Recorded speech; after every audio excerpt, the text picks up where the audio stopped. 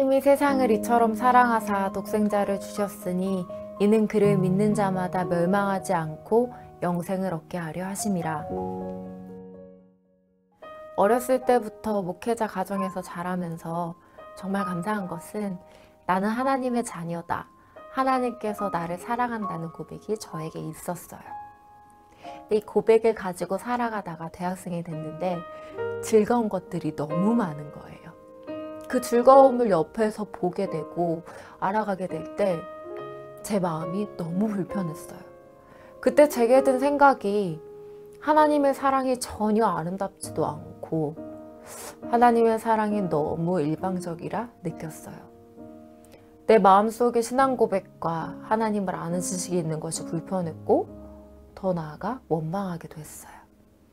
근데 그 시간들을 지나다 어머니 아버지를 통해서 하나님의 사랑을 다시 보게 되었을 때 그렇게 원망스럽고 아름답지 않던 하나님의 사랑이 너무나 아름답게 다가왔습니다. 어떤 말로도 표현할 수 없고 형용할 수 없는 하나님의 사랑이 나에게 쏟아부어지고 있음을 깨닫게 되었을 때 하나님께서 사랑하시는구나의 지식에서 벗어나 하나님의 사랑에 대한 나의 고백이, 나의 찬양이 나오게 되었습니다. 사랑합니다. 그리고 이 고백이 멈추지 않고 제 삶에 계속되어지기를 영원히 찬양하겠다는 결단을 가지고 살아가고 있습니다.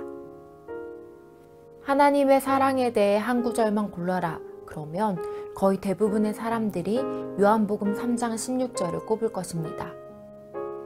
요한복음 3장 16절은 이렇게 시작합니다. 하나님이 주어입니다.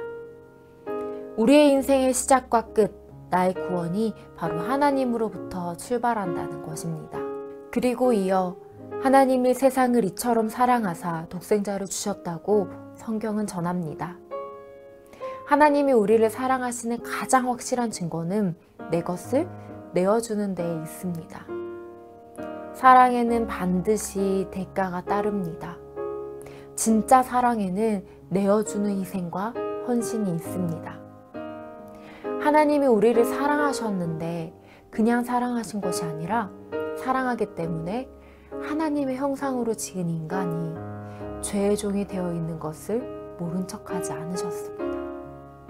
창조주로서의 책임으로 가장 좋은 것을 내어주신 하나님의 사랑, 십자가는 사랑의 확증입니다.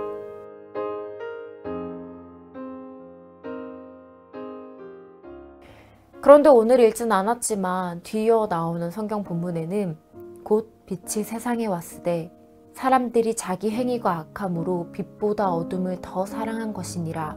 빛보다 어둠을 더 사랑했다고 말합니다. 빛을 사랑하지 않은 것은 아닌데 악을 더 사랑한다는 거죠.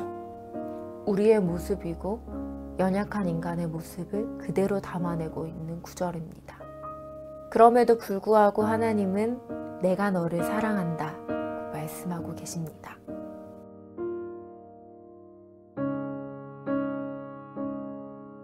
먼저 하나님이 나를 사랑하셨고 내가 하나님의 낯을 피하고 있을 때에도 다른 곳으로 나의 마음이 옮겨가 있을 때에도 여전히 하나님께서는 내가 너를 사랑한다고 말씀하십니다. 내가 지은 내 백성을 사랑하기 때문에 하나님께서는 역사의 중요한 순간순간마다 끊임없이 말씀해 주셨습니다. 너희는 종되었던 땅에서 구원한 그때를 기억하라. 광야에 너희와 함께했던 그때를 기억하라. 내가 너를 나의 백성으로 불렀던 그때를 기억하라. 하나님이 주신 그 말씀을 기억하라. 신약으로 와도 너희는 예수를 기억하라. 죄의 종되었던 때에 구원하신 이를 기억하라. 그 은혜를 기억하라. 내가 내 백성을 사랑하기 때문에 한 일을 기억하라고 말씀하십니다. 프랑스의 지성이라고 불리는 롤랑 바르트는 텍스트의 즐거움이라는 글에서 저자의 죽음을 선언했습니다. 이것이 무슨 말이냐면 텍스트는 저자의 손을 떠날 때 더 이상 저자의 것이 아니라 그것을 읽는 관객, 독자, 비평가들의 해석을 받아들여야 한다는 독자의 자유를 선언한 외침이었습니다. 엉뚱한 외침 같았지만 굉장히 영향력이 컸습니다. 저자의 손을 떠난 텍스트는 저자에게는 아무런 권한이 없고 읽는 사람의 해석이 곧 의미이기 때문에 그것이 텍스트를 읽는 즐거움을 준다는 그런 의미였습니다. 설교를 마무리하면서 이 이야기를 꺼낸 이유는 롤랑 바르트의 이론이 우리가 하나님의 사랑을 대하는 모습이 아닐까 하는 생각이 들었기 때문입니다.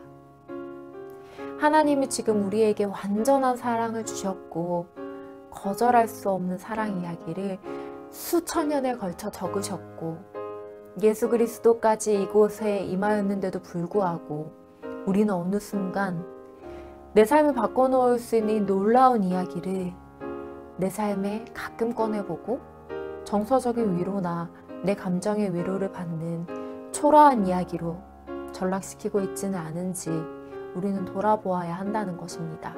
우리가 받은 형언할 수 없는 사랑 이야기의 저자는 죽지 않았습니다. 저자의 죽음과 독자의 자유를 선언한 바르트의 생각이 문학 안에서는 가능할지 모르겠지만 우리의 인생을 가르는 소중한 이야기 속에서 우리는 저자의 죽음을 선언할 수 없습니다. 그 하나님은 지금도 살아계시고 우리의 부족한 인생 가운데 찾아오셔서 지금도 여전히 신실하게 사랑하고 계십니다. 하나님의 사랑이 아름답지 못하고 너무 일방적이라 느껴졌던 이유는 어느 순간 하나님은 저 구석 어딘가에 계시고 하나님의 사랑에 내가 너무 무덤덤해지고 감격함이 사라졌기 때문입니다. 사랑을 받기만 하고 하나님을 사랑한 적이 있었냐는 질문으로 우리의 마음을 점검할 수 있기를 소망합니다. 하나님 사랑합니다. 하나님 제 마음을 드립니다. 하나님 없이 하루도 못 삽니다. 청년 공동체 여러분, 하나님을 향한 나의 마음을 점검하고 나의 고백을 올려드릴 수 있는 저와 여러분 되기를 소망합니다. 사랑하는 하나님 아버지, 먼저 사랑하여 주시고 자신을 내어주시기까지 죄인된 우리를 사랑하여 주시니 감사드립니다.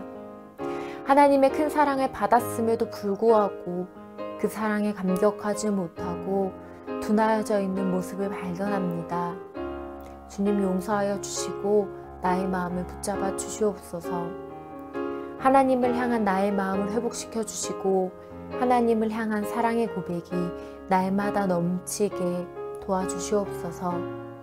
예수 그리스도의 이름으로 기도합니다. 아멘.